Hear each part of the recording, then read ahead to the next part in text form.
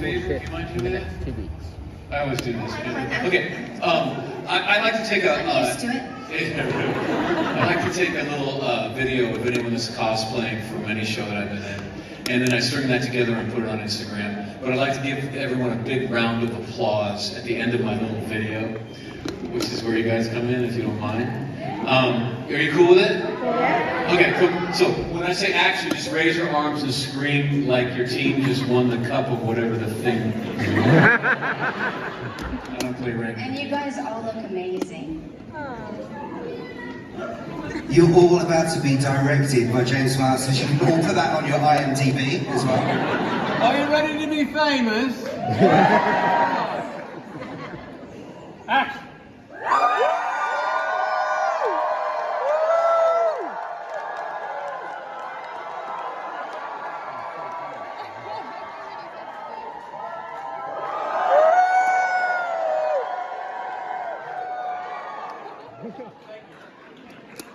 Amazing. Give yourselves a round of applause. That's going in my work group. James, Juliet, thank you so much for being with us here today. You enjoying yourself so See you far? again, mate. Yeah. I love that you slip into that English accent. Oh my god. No, I'm only British if you pay Yeah. me. This one's for free, so no. No, thank you. It's alright. I'm in Look San at all the people. Sit in the front. Are they nice people? I love it. Oh my god, goosebumps. Guys, thanks again for coming. You both brought Spike and Drusilla to life in Buffy the Vampire Slayer. What was your initial reaction to those characters when you first got to read the scripts? My initial reaction was like, there's a lot more of Spike than I thought. Like, I had no idea. I auditioned with one scene, and it was a great scene. I didn't have any reason to believe that there was any more of it than that. And then I got the script, and I was like, honey, I'm all through this script! Oh my god! And I kind of thought that was it. And it was only until I got to the set that it was explained to me that I might actually be in 5 episodes, which was amazing. I was very poor at this time, so 5 is more money than 1, and it just kept going from there. Yeah, I was cast. I actually never read for the role, but I went in for a meeting, and it was an incredibly creative meeting. And they said that they wanted to get a Spike who could be English. And the moment that James came in, I was paired with all of the final choices, and we just had an incredible acting chemistry. And the scripts, it was just, the characters were so interesting and had so much dimension, and the whole world that was created, it was just, it felt almost like a theater role for television. It felt very special right from the get-go. I'm only here today because you liked me. And the whole point of the auditioning process was to find someone that Juliet clicked with. And if you and I hadn't clicked, you'd be talking to another person today. But we clicked immediately, like, yeah. Yeah, that's exactly one of the questions I had here was that, James, you had mentioned in the past your chemistry with Juliet was pivotal in securing that role. How did you feel about this sort of dynamic form that you got from the very start when you were paired together? This chemistry that you had? Well, it was so great that we both have such a strong theater background, so immediately we worked in a similar way, and we were both so excited about the characters, and we would get together, we would get the scripts. Season 2, it wasn't as backed up, so we would get the scripts about a week in advance, and so we'd always get together and rehearse. James would come over to my house, and then we'd come in with a lot of the blocking, which is where you move in a scene, and they would say, great, and shoot it. And so it was really a dream. Yeah, and then I've never talked about this before, it just occurred to me just now, that on top of the fact that we spoke the same language that comes from theater, and we clicked on that level, we're both kind of comfortable with being twisted. You know, like you are one of the bravest actors I've ever worked with, because you were never concerned with how glamorous do I look. You were always concerned with, is it true? You know, and when you're playing a character that's insane, you know, what's true is going to be, it's going to be a little twisted, you know what I mean? And you just dove right into that, which I always respected so much. And then I don't mind making people mad. There is a side of me that is very much a punk rocker. And I'm like, I enjoy offending all the right people. You know what I mean? Yeah, so, when you're poor for that long, and you're talking to a rich person, they get upset, you're like, oh, yeah. You know what I mean? And but we clicked on that level too. Yeah. I mean, we also felt like immediately we were characters that had been together for over 100 years, so we couldn't be shy with one another. We had to be so familiar, so it was like between action and cut, touch anywhere, go anywhere you want to. That's what We're always like, did they just let us get away with that again? Everything for our characters was sexual. I mean, so there was a lot of stuff we were like, wow, they kept that in. Like if you ask yourself, like watch your scenes again, just ask yourself, what are they doing below frame?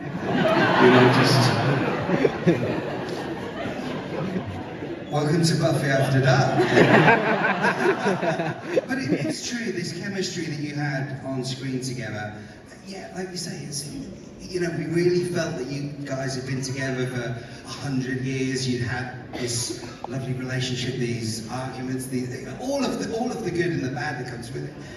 How do you prepare yourself emotionally? I mean, especially like Spike, the roles that Spike had later on in the show, some real ups and downs and some good and bad moments. How do you prepare yourself as an actor for that, to get into that mood set? Because one minute you're so dark, and then the next minute you're like crazily, eerily fun, and it's just from zero to hero in an instant. Well, I mean, it's part of the job, obviously, and going to all the different places. And once you've also lived with a character for such a long period of time, it almost is like doing the run of a play, except that the text is changing. And so you have a freedom to go to all the different places. And some are very dark, and some are capricious, and all the different colors. It's like a huge question that you just asked, man. I think how do you act? I think on one level, Marlon Brando once said, you can't be bigger than you are. So you can't fake it. You either are that or have that or you don't. And you have to be very honest about that when they call action. Because if you try to fake it, you'll get caught. So there's that. Then there's the thing of you should know your lines so well that you cannot say them wrong. Because only when I know my lines that well can I actually have fun. Because if I don't know them well enough, then I'm worried that oh God, did I get that right? Oh God, what's that word? Lines so that you can concentrate on other stuff and you can be really free. Because we're all good at acting. Every human being's good at acting. It's just usually we're just improvising and we're using our own words and we're playing our own self. And the trick of acting is being able to do that with someone else's words. So getting the words down is really important. And then, sorry if you asked the biggest question in the world, there is what you just said, which is following the script. So when the scripts are as good as they were on Buffy, all I had to do was just give over to whatever is happening. And I always felt like the words carried me to shore like a warm wave.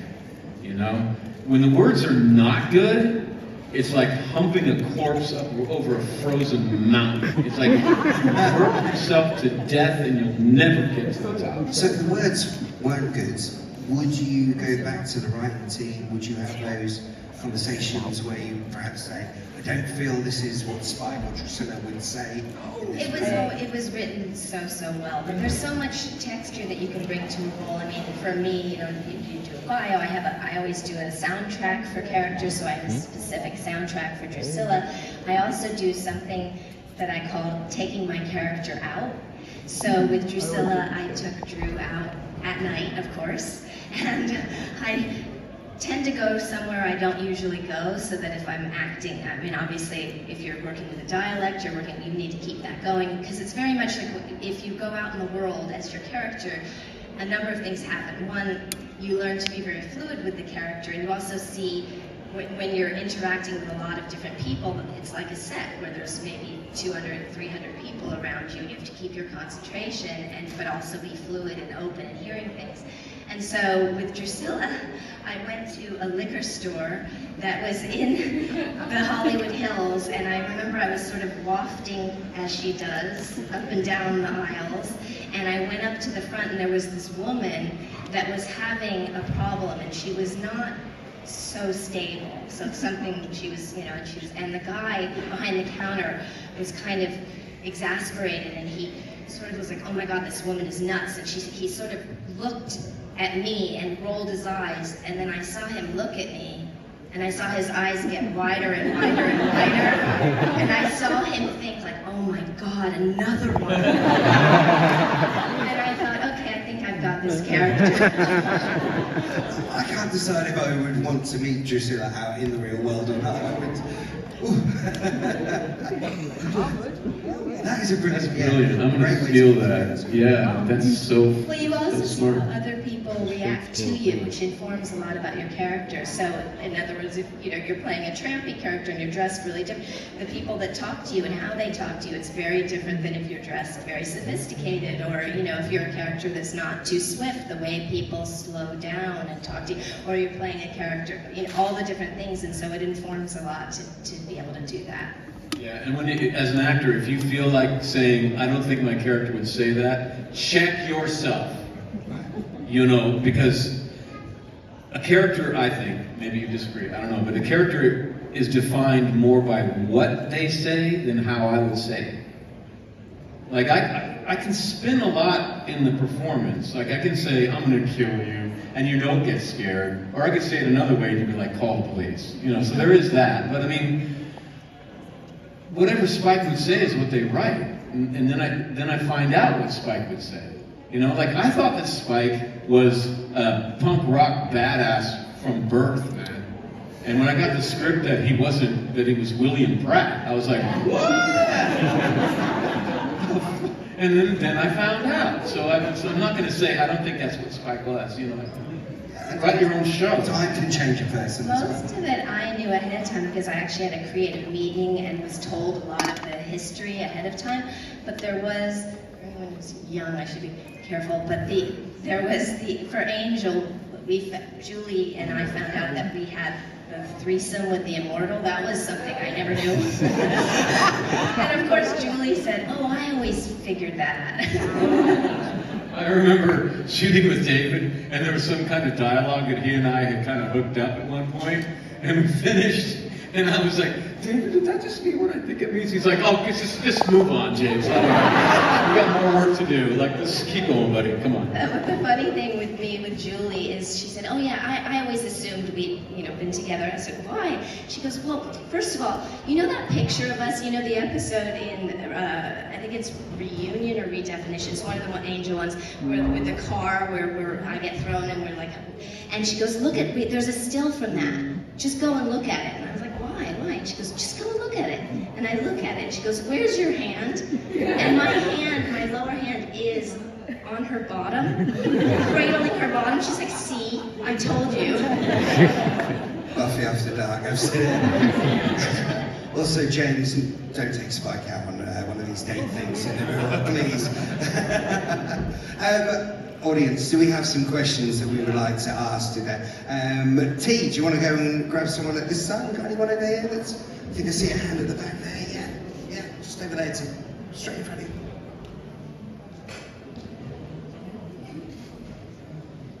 Hi, both of you, what's your favourite lines of your characters? Favorite lines? Yeah. Oh, wow. So hard to, do you have some favorite lines of ours? Because we love so many of them. They're just really incredible. What are some of yours? I like it when Spike says, out for a walk. Yeah, that is one of my favorites too. I had no idea that was a funny line. The way to make the humor of the Buffy writing funny is you don't play the humor. Play everything like a drama. Just dig into the emotional reality and let the humor take care of itself. That was the problem with the movie, by the way. They were always like, ain't that funny? Ain't that funny? And it doesn't work with that kind of writing. So I was doing my job, and I was just being humiliated by Buffy. I was like, Buffy, you know I'm out here. I'm stalking you. Don't make me say it. You know? So I was actually dying inside, for real, when I said that. And then the show came out, and everyone was saying that was a funny thing, and I was like, it's funny to you.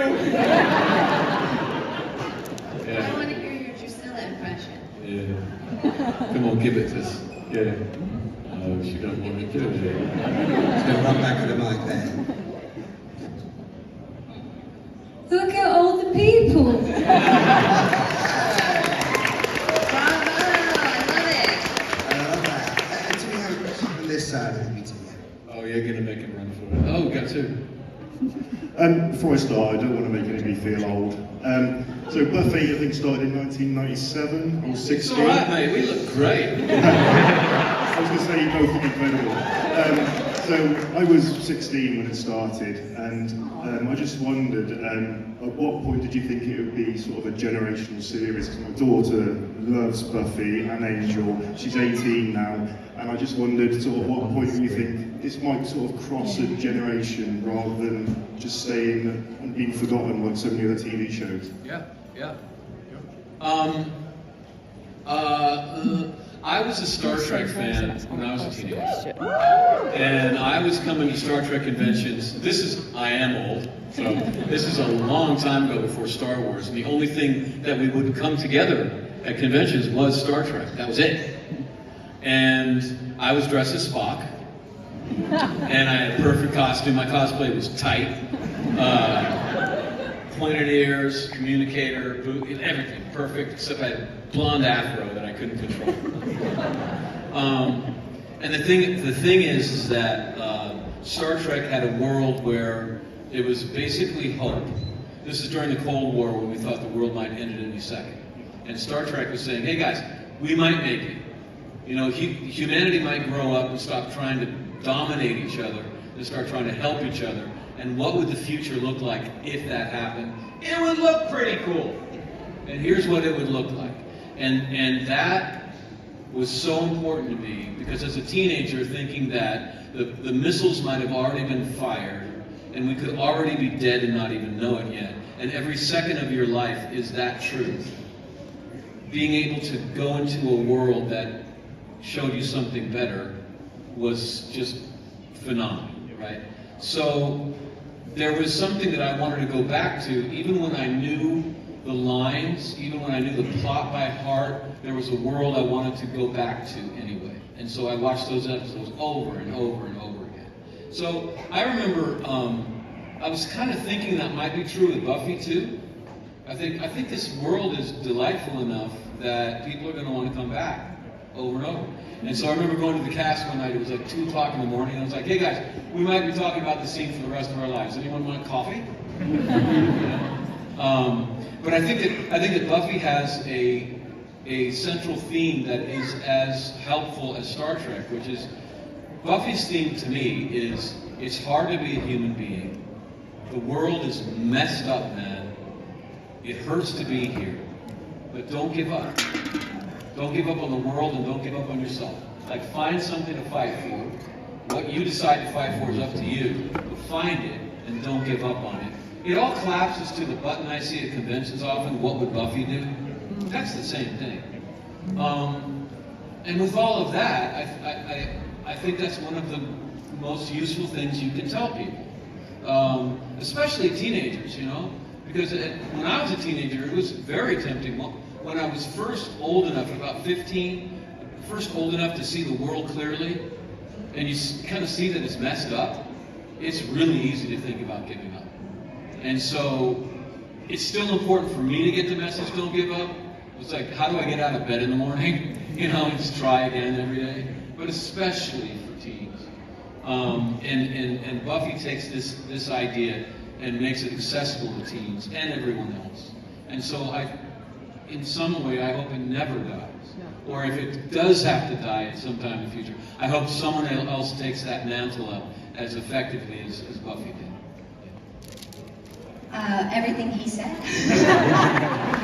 Plus, the other thing that I think with Buffy is that you can watch it with your family. You can watch it, unlike True Blood, which is so graphic, you can't really sit there with your kid or with your mom and watch it and feel comfortable. It is a show that you can watch, and then you can watch over and over and over and find new things every time. I am right now doing the first Buffy podcast with a cast member, and it's called Revamped with Juliet Landau, and we've been doing all kinds of episodes. We've been doing rewatches, and one of the I'm things... gonna do that with you. You're actually... Can't wait. So we have a couple things. First of all, our next episode up is we did a really in-depth interview with James that's coming up soon. That's amazing, and he's talked about stuff we've never talked about before. Was really like funny and touching, and I can't wait for you guys to listen. And then we're also going to be doing some watch-throughs for a Halloween event that we'll tell you about that we're going to do through as well that is related. So keep an eye out on social media. It's going to be really fun. But the thing that I'm finding is in rewatching the show is just every single time you find new things. And I'm involved in the universe. I'm part of the universe. I've been in the show. I know that. And yet I'm also learning stuff I never knew before. I didn't know that Buffy, Willow, and Cordelia were based on real teenagers. I didn't know. There's all these things that I never knew 20-some years later into the universe. And you're like, what?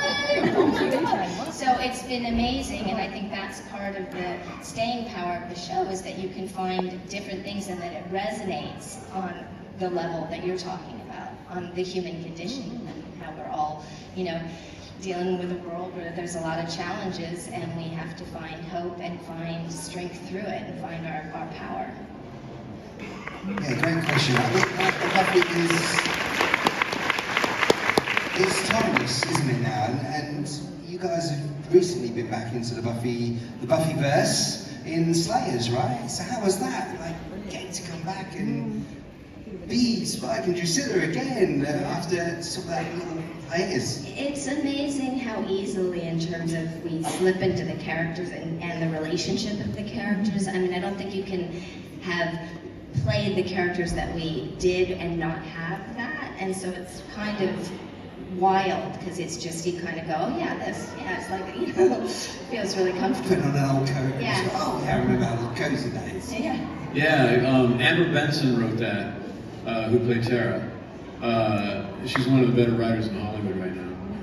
And with Christopher Golden, who writes a lot of Buffy comic books. So they were really good people to choose to run that. And I just loved watching Drusilla be the big bad. Like, because Drusilla was always, she was always a villain, and she was never anyone you wanted to mess with, but she wasn't driving the train like she was in Slayers. What is Drusilla going to do? Oh God, Drusilla's here. Oh my God, ask Drusilla. We don't know what's going on. That kind of stuff. You finally took the mantle of that, and you were so powerful and so scary and so interesting. And I was just like, do it, baby. Like, oh, I'm just watching you. It was crazy because James was actually sick, so we were all recording in person, which was fun, and we got to work with cast members that we hadn't necessarily worked with, but overlapped on set with. But James was behind this glass, like you were in a closet, kind of, a little closet. It was fun, because you didn't want to get everybody sick.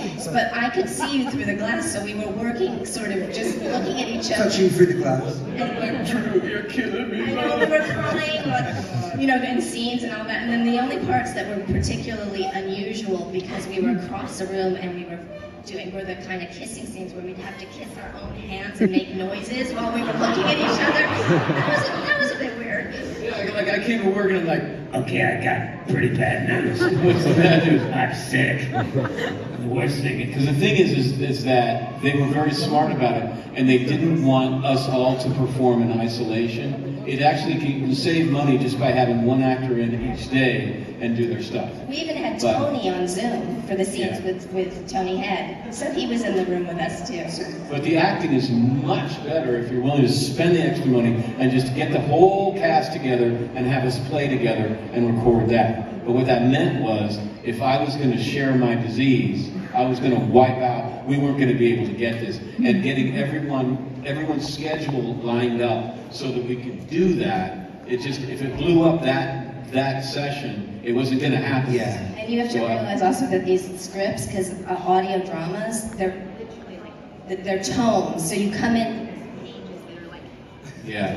page 1 down, 9,000 to go. It's like the Quran and the Bible and Confucius all together, and we're going to read that. Yeah.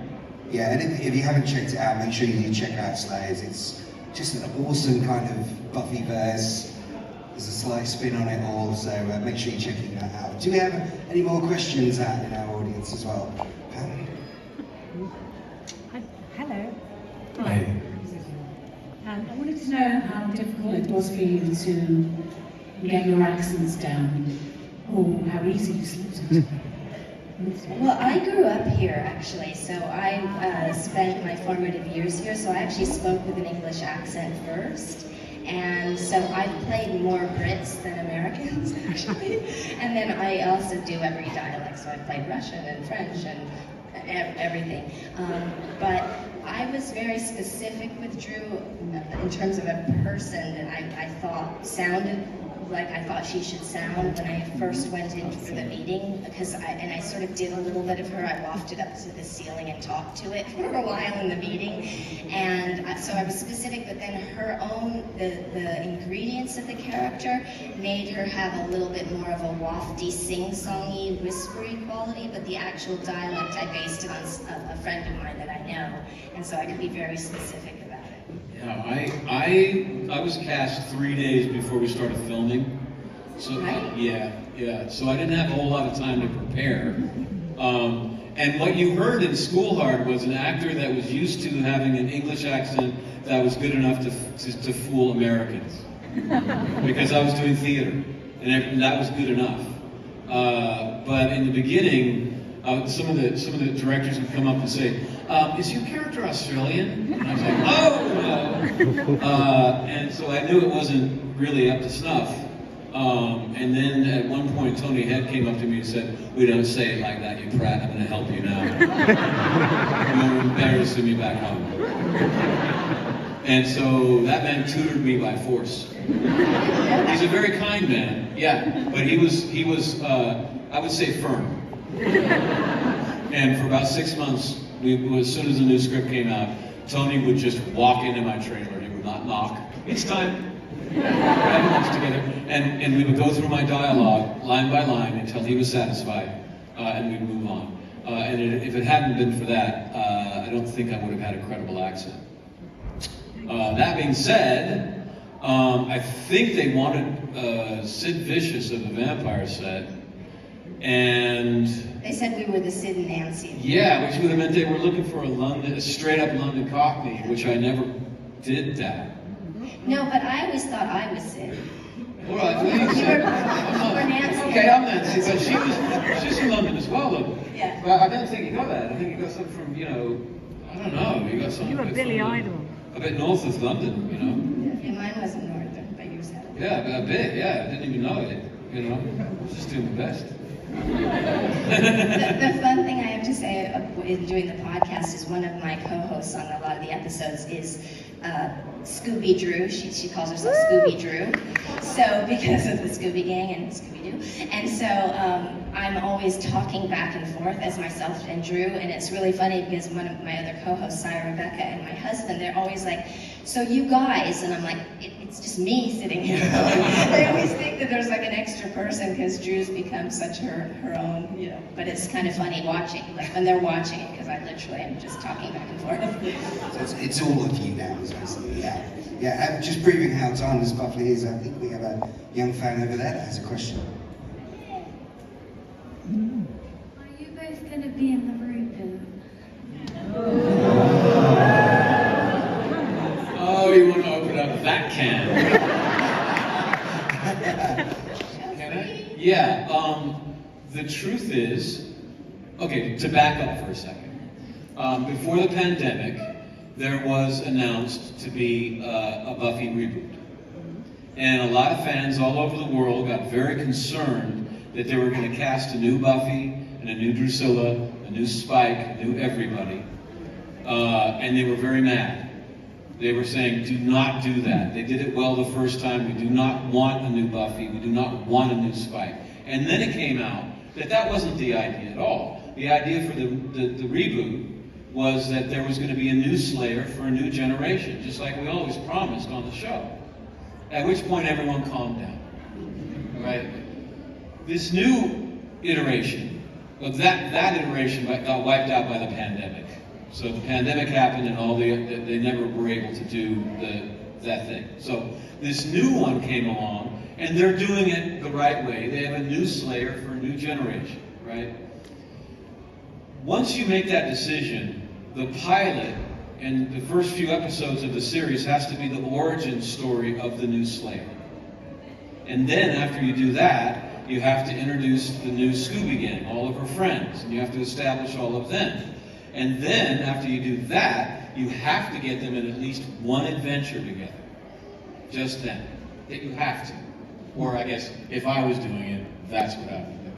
And what all of that means is that they're not thinking about anything but that. Right now, they are concentrated on trying to film a pilot. They've just wrapped the pilot. They did? They've wrapped the pilot, and basically it's only so far been picked up for the pilot, so we'll see if it gets picked up to go to series. Yeah, because Hulu and Disney, they're not stupid. They haven't greenlit the whole show yet because they don't know if the pilot works. Because what you don't want to do is, for whatever reason, the pilot isn't working, and then you put out a whole series that is not going to be as good as it could be. Like I remember the reason that Angel got canceled is because a big-time Hollywood producer decided he wanted to do a Dracula show. Dark Shadows they wanted to do. Whatever the heck it Dark was. Shadows, yeah. And they just canceled Angel to make room for this new show. That didn't end up going. And the thing is they didn't wait, and they shot the pilot, and it didn't work. So perfectly talented people can work on something, and it just doesn't work. So they're waiting. So they just wrapped. They've been focused on making something good enough that there will become a show. So hopefully it does become a show. The reason I'm going on and on and on about this is that we don't know if we're going to be on it because we haven't been contacted yet. But what I'm saying is, it is not time that we would have been contacted yet. If everything works perfectly, they're going to contact us later. And that's all as it should be. There's no trouble. I'm not worried. All I know is that if they do call, I would love to do it, and it's my job to get ready for it and be ready to say yes. Yeah, I think we all want to see you that. I think we've got time for maybe one more question. We'll go from this side, Tim. We've got a question over here as well. A lot of hands, though. Yes, no, maybe. I can't answer that question. Yeah. I watched the Slayers audio, listen to it. Do you think there would be a sequel for that one? I don't think so, actually. I think they're not doing that. But you never say never because you don't know what's going to happen. This is the weirdest thing. Yeah, so we did the Slayers, and then it comes out, and it just blows up all over the world. It's like the top download in the world. We were doing so much press for it. What did we go to, New York? Yeah, New York Comic-Con. We went to New York Comic-Con. I was there for that year. It was madhouse, and the producers were saying that Disney was loving what we were doing, and we would probably be doing more. And then once it blew up and became such a big deal, Disney clamped down on it and said no. And we were very confused. We're like, usually when you do well, you get more. That's kind of reality. And then immediately we thought, oh, I think they're trying to clear the board for a reboot or something like that. And then, then the reboot got it. I think that's what's happened. Yeah. Yeah, so maybe. I'm glad you enjoyed it. Yeah, it was great. And maybe if the reboot, which will be successful. I actually haven't listened to it at post, so I need to listen. You're great. By the way, if anyone has like a surround sound, big time sound system, there is a technology being used in Slayers that puts you at a specific place in the room and puts every character three-dimensionally in that space as well. And you can hear in the fights, people flying over your head and crashing on the other side. You can hear us walk from one side of the room to the other. It's amazing. And I don't have a system like that at home. But I always thought like, it would be great to have listening parties. Like the person in town that has that system should have everybody over their house and just listen to it together and just be like, oh my God. Come over there. You're reminding me of something. Are you guys Nathan Fillion fans?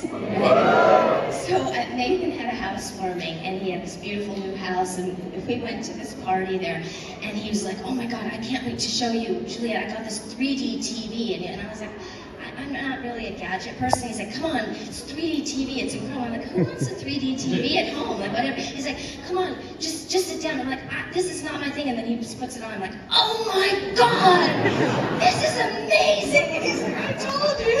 And it just made me think of that. He was just like, I knew you'd like it. Nathan beat me out for a role and I didn't even know it. True. I was watching Saving Private Ryan, and I had auditioned for the wrong Ryan. Like the guy, I don't know if you guys know the movie. They're looking for this guy named Ryan, save him from whatever, and they have to tell this other soldier named Ryan that we're getting you because your brother's died, and he cries, and it's the wrong Ryan. And that was my first audition in Los Angeles when I came down. Nathan is the one who got it? Yeah, because I remember I went in for that, and I sit down, and the casting director goes, you know you have to cry, right? My God. And I was because I was coming from theater, and I was like, okay, you're going to Los Angeles, where they don't have as much respect for acting, get ready for it. And then that happened, you don't have to cry, right? And I went, woo! I just laughed, like, this is so much worse than I thought it was going to be. And they're like, they got offended that I laughed at them. And then I was just like, just give me a second. And then I started crying, like, because that's what we do. And then they were like, wow, that wasn't that bad. I was like, thank you, next. But I had no idea who got the role. And because I didn't know Nathan when I first watched the movie. Right. And then I saw it, and I was like, you bastard! Maybe he didn't laugh in the beginning. Right, way better. He didn't laugh. He didn't laugh. So they weren't offended. Oh, well. Thank you so much. We are unfortunately towards the end of the time for this Buffy panel. Buffy friends, please make some noise for James.